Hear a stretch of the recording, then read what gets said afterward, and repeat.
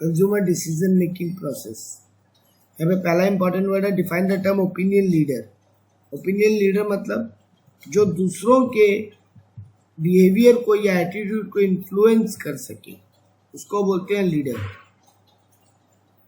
यहाँ पे आपको दो एग्जाम्पल पूछा है ओपिनियन लीडर्स का, जैसे सेलिब्रिटीज, कोई धोनी को देख के, ऋतिक को देख के इंस्पायर होता है तो सेलिब्रिटीज इन्फ्लुएंस। इंडस्ट्री के एक्सपर्ट्स, जैसे किसी को लगता है मुकेश अंबानी का बात सही होगा। कम्युनिटी यानी हमारा जो आसपास के लोग हैं वो बोलते हैं, ये लोग लीडर की तरह काम करते हैं जो हमारे बिहेवियर को इन्फ्लुएंस करते हैं। Opinion leader, opinion leadership defined as a process. Opinion leadership क्या है?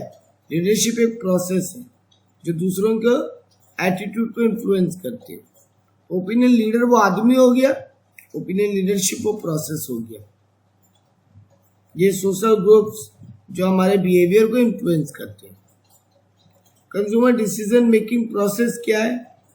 तो कंज्यूमर डिसीजन मेकिंग प्रोसेस यानी वो स्ट्रक्चर, वो सीक्वेंस ऑफ स्टेजेस जो किसी इंडिविजुअल कोई इंडिविजुअल फॉलो करता है अपना परचेजिंग डिसीजन लेने के लिए। जैसे आप सबसे पहले प्रोडक्ट चूज करते हो, सेलर का नाम देखते हो, तो वो प्रोसेस जिससे आप डिसीजन लेते हो ये प्रोडक्ट बाई करना या नहीं करना। तो क्या क्या स्टेजेस है? सबसे पहले प्रॉब्लम रिकॉग्निशन। हमको पहले ये समझना पड़ेगा मेरा प्रॉब्लम क्या है, मेरे को क्या नीड है। अब उस हिसाब से मैं मार्केट में इंफॉर्मेशन सर्च करूंगा। जैसे मुझे मान लो एक लैपटॉप चाहिए, तो मेरा प्रॉब्लम, मुझे एक लैपटॉप चाहिए।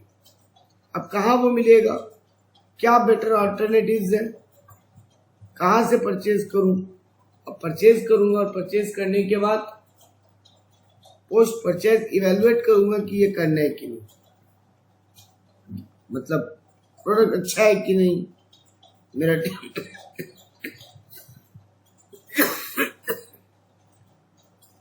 डिसीजन सही है कि नहीं।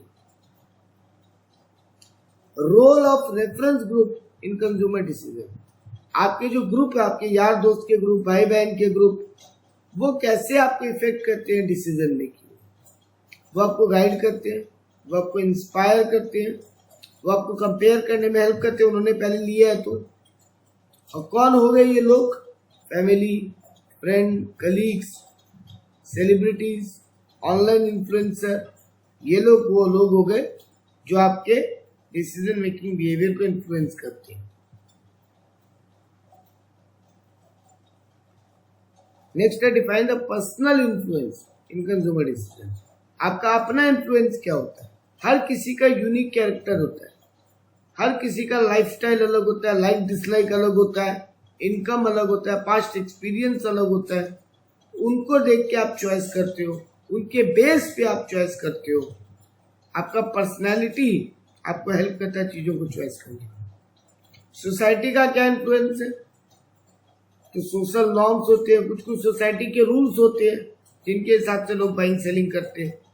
लोगों के ओपिनियन से होता है, फैमिली फ्रेंड से होता है, सोशल मीडिया से होता है। आजकल तो फेसबुक, इंस्टाग्राम, इनके थ्रू आपके डिसीजन को इम्पैक्ट किया जाता है। Explain in the personal influence on consumer behaviour. इसको डिटेल में पूछा था आपसे, अगेन वही आंसर आ गया। आपका पर्सनल इन्फ्लुएंस, तो आपका डेमोग्राफी, मतलब आपका एज, आपका इनकम, आपका लाइफस्टाइल, आपका पर्सनल बिहेवियर, आपके बिलीव्स, आपकी वैल्यूज, आपका पास्ट एक्सपीरियंस, इनके बेस पे आप बाइंग सेलिंग करते हो। वैसे social influence, social group, society के रूल्स, बड़े बड़े लीडर्स का opinion, family friends, social media, इनसे भी आप डिसीजन मेकिंग करवाते हो बाइंग एंड सेलिंग को रिलेटेड, कि आपको बाई करना है कि नहीं। डिफाइन ओपिनियन लीडर दोबारा आया। मैंने पहले ही कहा था जो आपके इन्फ्लुएंस को सिग्निफिकेंटली इफेक्ट करता है। उनके फीचर्स क्या होते हैं? ये ओपिनियन लीडर्स के क्या फीचर्स होते हैं? सही, ये लोग एक्सपर्ट होते हैं, इनका मार्केट में बहुत क्रेडिबिलिटी होता है, बात मानते हैं लोग इनकी, इनका इन्फ्लुएंस बहुत स्ट्रांग होता है, इनमें कम्युनिकेशन स्किल बहुत बेटर होता है, और ये लोग डिस्क्रिमिनेशन नहीं करते इंफॉर्मेशन देने में। ये लोग इस टाइप के लोग होते हैं। एग्जाम्पल वही सेलिब्रिटीज, इंडस्ट्री के एक्सपर्ट, कम्युनिटी, आपके सोसाइटी के लीडर्स, आपके ग्रुप के लीडर्स। इससे वही आया ओपिनियन लीडरशिप। एक प्रोसेस होता है दूसरों के बिहेवियर को इन्फ्लुएंस करने का। एग्जाम्पल, जब आप कैजुअली बात करते हो तब, फैमिली गैदरिंग में, आप कहीं पे एडमिशन वगैरह ले आते हो, वहां पर लोग होते हैं जो आपको इन्फ्लुएंस करते हैं। ओपिनियन लीडर्स का क्या फीचर्स होना चाहिए? सर वही अगेन, ये लोग क्रेडिबल होना चाहिए, ये लोग खुद पॉजिटिव होने चाहिए, इनके पास इंफॉर्मेशन होना चाहिए, ये लोग टू वे बातचीत करें, आपसे भी पूछे।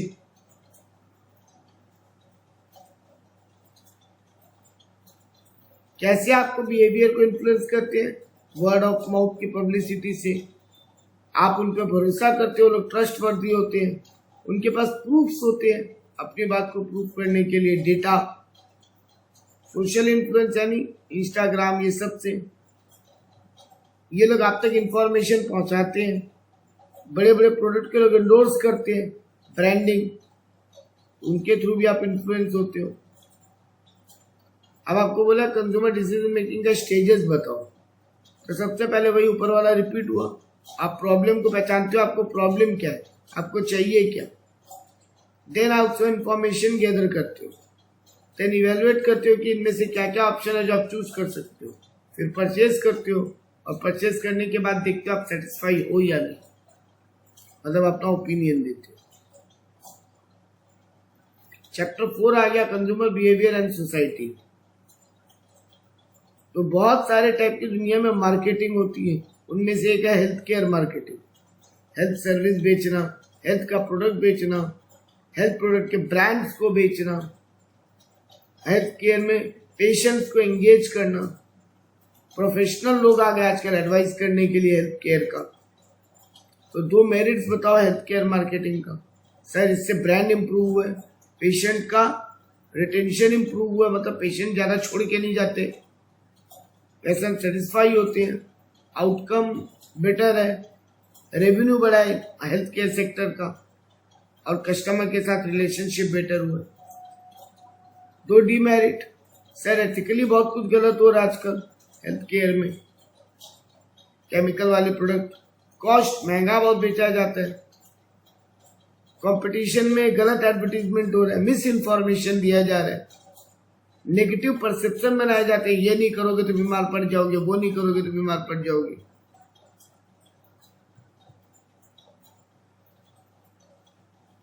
सोशल मार्केटिंग क्या होता है? ऑनलाइन अपने प्रोडक्ट को बेचना।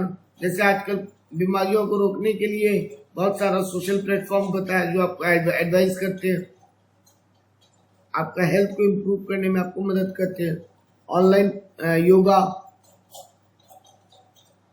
एनवायरमेंटल मार्केटिंग क्या है? एनवायरमेंट को कैसे प्रोटेक्ट करें, इसके ऊपर आजकल बहुत मार्केटिंग होती है। कस्टमर का प्रोटेक्शन के ऊपर बहुत मार्केटिंग होती है, ये कस्टमर के साथ गलत हो रहा है, आपके राइट्स, वो चैप्टर 12 BST का, right to safety, right to be heard, right to choose, right to be inform, right to seek redressal, वो सब पे बहुत फोकस किया जा रहा है। फिर से आया हेल्थ केयर मार्केटिंग, माने हेल्थ केयर को प्रमोट करना, हॉस्पिटल्स को, हेल्दी प्रोडक्ट्स को, दवाइयों को, हेल्दी रहने के पैटर्न्स को।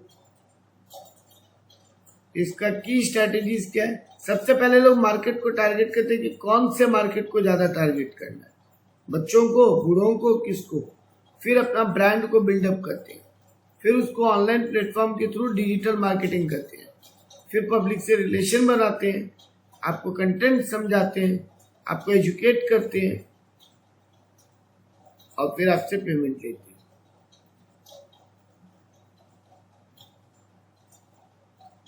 State the merits of health care marketing. Health care marketing का क्या फायदा है? सर आजकल ब्रांड अवेयरनेस इंप्रूव हुआ है, इसके कारण लोगों को पता चलता है क्या क्या ब्रांड नए आए। पेशेंट को रिटेन किया जाता है, सर पेशेंट सेटिस्फाई होता है। ऊपर ये पढ़ चुके थे, यहीं पे डिटेल में लिखा है इसी को। पेशेंट को बेटर आउटकम मिल जाता है, हॉस्पिटल्स का रेवेन्यू बढ़ता है, हेल्थ केयर सेक्टर का रेवेन्यू बढ़ता है, कस्टमर के साथ बेटर रिलेशनशिप होती है। स्टेट द डिमेरिट्स, वही वापस आ गया। सब मिसलीडिंग इंफॉर्मेशन बहुत है, एक्सप्लॉयटेशन बहुत गलत काम हो रहे हैं, अनएथिकल प्रैक्टिसेस बहुत है प्रॉफिट कमाने के लिए, कॉस्ट बहुत ज़्यादा दवाइयों का बढ़ गया है क्योंकि महंगाई बढ़ा दी है इन एडवर्टीजमेंट्स ने। कंपटीशन में सब कुछ कई एक बार बहुत गलत चीज़ें हो रही है, प्राइस वॉर को लेके मिस इन्फॉर्मेशन शेयर किया जाता है कंपटीशन में, दूसरों की बुराई बताई जाती है, negative. Political marketing, political party की marketing, online political campaign, online आप तक इंफॉर्मेशन पहुंचाना, कौन सा पॉलिटिकल पार्टी क्या कर रहा है, कैंपेन्स चलते हैं पॉलिटिकल पार्टी के ऑनलाइन, ब्रांडिंग होती है नेताओं की, नेताओं का पब्लिक के साथ रिलेशन सेट होता है, एडवर्टीजमेंट बहुत होता है, क्या नेता क्या प्लान बना रहा है, क्या नेता ने क्या काम किए। कभी कोई नेगेटिव न्यूज आती है नेता के बारे में तो उसका मैनेजमेंट होता है, डेटा अरेंज किया जाता है कौन से एरिया में कितने वोटर है, उससे नेताओं को फायदा होता है, नेताओं का बातचीत पब्लिक तक पहुंचाया जाता है, कम्युनिकेट बेटर होता है, वोटर को एंगेज किया जाता है, आपसे बातचीत होती है। दो पॉलिटिकल्स के बीच में बहुत ज़्यादा कंपटीशन है तो उसमें आपको एडवांटेज मिलता है ऑनलाइन, और नेता क्या कर रहे हैं नहीं कर रहे हैं वोटर को पता चलता है तो अकाउंटेबिलिटी बढ़ता है। पॉलिटिकल मार्केटिंग का क्या चैलेंजेस है? शॉर्ट कैंपेन बहुत ज़्यादा होते हैं, शॉर्ट कैंपेन जरूरी भी है, उतना लॉन्ग कैंपेन कोई देखेगा नहीं। मीडिया स्क्रूटनी, हर चीज मीडिया की नज़र में आती है तो नेताओं का नेगेटिव भी बहुत होता है। मीडिया कई बार गलत न्यूज चला देता है, नेगेटिव कैंपेन हो जाती है, ये सब नेगेटिव बातें। सोशल मार्केटिंग, आपको ऑनलाइन एडवर्टीजमेंट हर चीज का। सोशल मार्केटिंग का एग्जांपल ऊपर जो बताया था आपको, हेल्थ केयर का, एनवायरनमेंट का, ये आंसर उतना पढ़ने लायक नहीं है। एनवायरमेंटल मार्केटिंग क्या होता है? एनवायरमेंट प्रोटेक्शन के प्रोडक्ट्स को बेचना। इसका बेनिफिट वही रेपुटेशन बिल्डअप होता है, कस्टमर लॉयल रहता है, कंपटीशन में एडवांटेज मिलता है, कॉस्ट सेविंग होता है, पॉजिटिवली लोगों तक न्यूज़ पहुंचती है। चैलेंजेस क्या है? ग्रीन सेविंग मतलब चीज़ों को बढ़ा चढ़ा के दिखाना, कस्टमर के साथ एक्सप्लॉयटेशन करना, महंगा बेचना प्रोडक्ट, ये सब प्रॉब्लम होती है।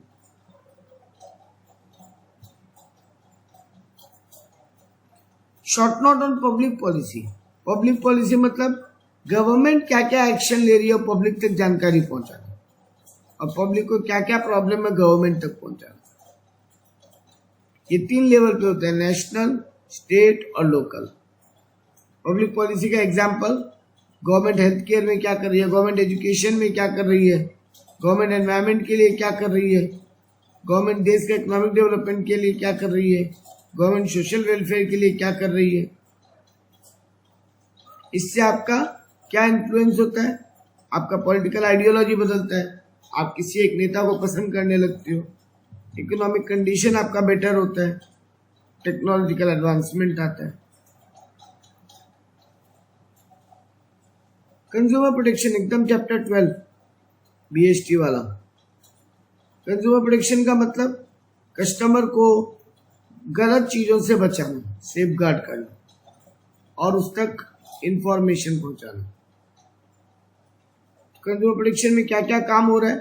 प्रोडक्ट को सेफ बनाया जा रहा है, आपको सही एडवर्टीजमेंट के लिए मतलब गवर्नमेंट चेक करती है कि कोई फॉल्स एडवर्टीजमेंट तो नहीं कर रहा है ना, प्राइस को फेयर रखा जाता है, कंज्यूमर की प्रॉब्लम सॉल्व होती है, कंज्यूमर को एजुकेट किया जाता है।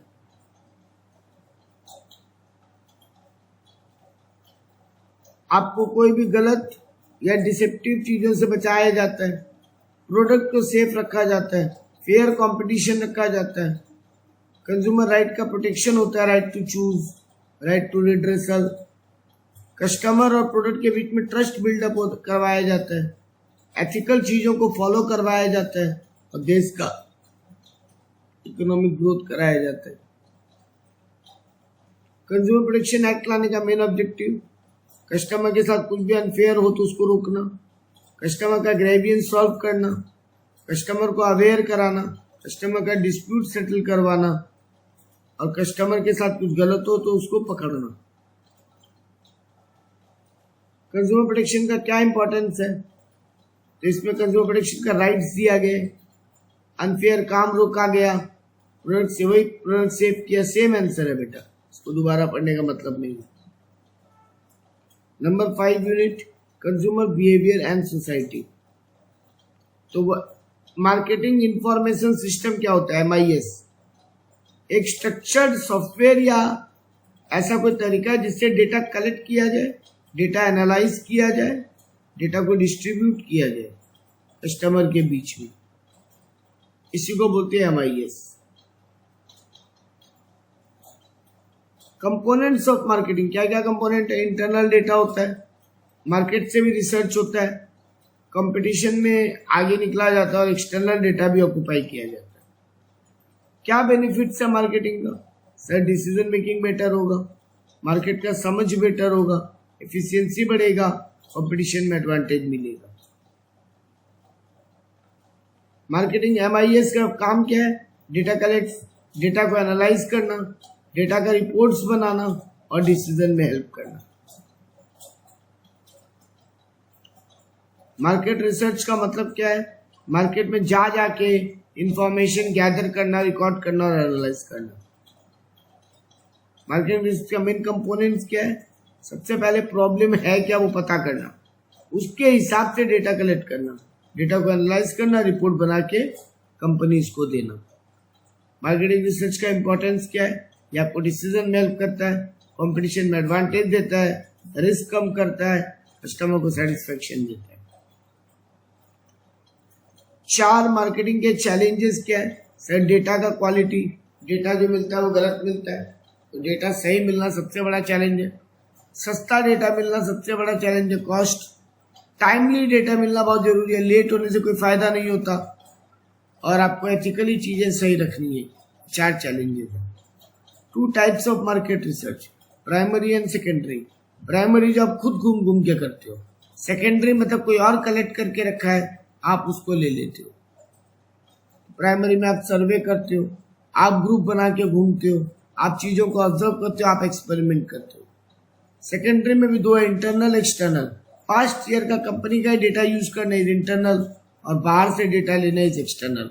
गवर्नमेंट वेबसाइट से, अलग अलग मैगजीन से, अलग अलग रिसर्च हुआ है वहां से। मार्केटिंग इंफॉर्मेशन का क्या फायदा है? सर डिसीजन मेकिंग बेटर होता है, आपको मार्केट का समझ बेटर होता है, कंपटीशन में आपको आगे बढ़ने का मौका मिलता है, और आपका कस्टमर से रिलेशनशिप बेटर होता है, आप रिसोर्स को बेटर यूटिलाइज कर पाते हो, रिस्क कम होता है। मार्केटिंग रिसर्च का रेलेवेंस आज की डेट में, कस्टमर का नीड पूरा होता है, मार्केट का ट्रेंड पता चल जाता है, मार्केट किस एरिया में मार्केट ज़्यादा बड़ा है, किस एरिया में कितना कैपेसिटी है, पोटेंशियल है, वो पता चल जाता है, मार्केट का इफेक्टिवनेस पता चलता है, रिस्क कम होता है, और कस्टमर को हमको डिवाइड करने में मिलता है कौन सा प्रोडक्ट कौन सा कस्टमर के लिए बेटर हो। ये था आपका